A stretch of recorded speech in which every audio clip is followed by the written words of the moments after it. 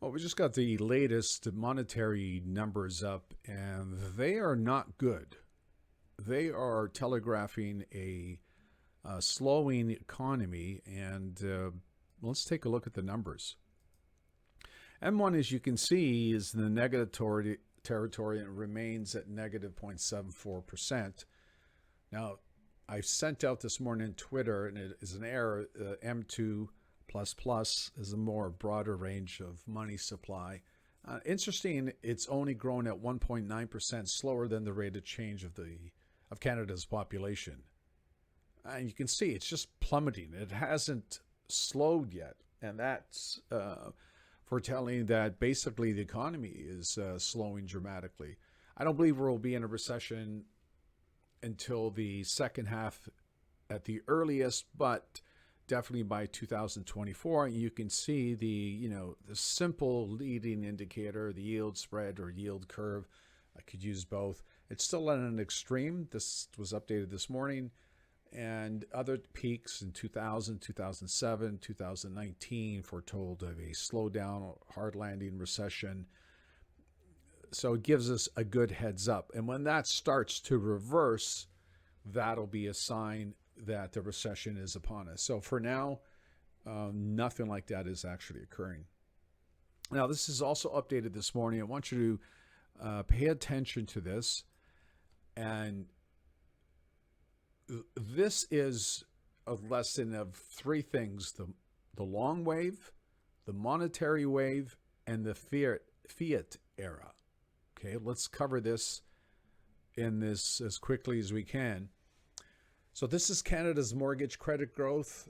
The long wave in credit growth began in 1946 when Canadians pretty much had a high savings rate and low credit growth.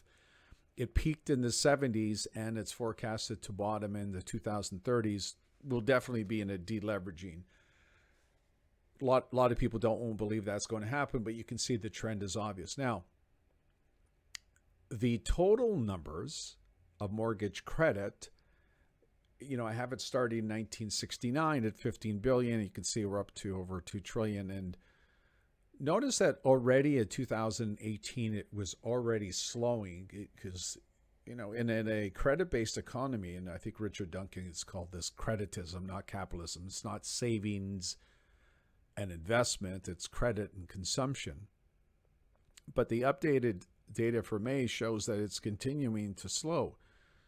Now look at the 12-month rate of change and notice it peaked in the 70s. And we had double-digit returns, and that is in an environment of rising interest rates. Now, why that was possible? Because real incomes were also rising. And we know after 1984, real incomes have become stagnant. In real terms, you haven't made any more money. So what Canadians have done is they've gone into debt to make up the difference. Now, we can notice that every decade there's been a slowing, a secular slowing. 22% 1977, 18% to 1988, 12% in 2007. And pretty much when the central banks were giving away money in 2020, 2021, it was only 10.3% mortgage credit growth. Half what it was in the 70s. In a rising interest rate environment. And now it's slowed to only 4.4%. That tells you a story. It tells me a story, and my job is to telegraph that story and extract that information and educate you, the follower, of this information. And I find this fascinating how slow credit growth is.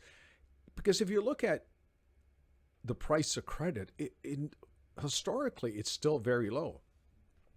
Okay, now let's look at total household credit growth. Now, if you notice again, the numbers in 2021, when they were still giving away money, is half what the peak was in 2007 and almost half what it was in 1973. The most important thing is the trend, and the trend for forecast, it's very simple because this cycle started in 1946, peaked in the 70s. You can see that we'll be deleveraging. Economic winter at the latest will be in 2030s. I believe the earliest it will start is next year, the latest by 2032. So it's a telltale sign. Again, record high interest rates, rising rates in the 70s, and we had the fastest credit growth. And money was given away in 2021, and it only grew by 7.7%. Is that an obvious warning sign that Canadians are levered as much as they can be? How much more can they leverage into the market? I love this. I just wonder sometimes that, is this what most people see? You know, it's all gobbledygook, and does it make sense? I mean, it's just numbers and charts and data. I hope it isn't. I hope I'm doing a pretty good job here of educating you about the obvious dangers of what's approaching. Economic winter. Students of, like myself, of the Kondrativ cycle believe it's an epiphany and an insight into society. I don't believe any longer that it's a theory. I think it's I know it's a fact. Most people never heard of the Kondrativ cycle. Maybe 1% of economists might allude to it, but nobody wants to accept it because there is a regenerative aspect of capitalism. It rises, it falls, it collapses, rises, falls, and it just repeats. But it's evolutionary, and it continues to improve because the technology drives the next long wave.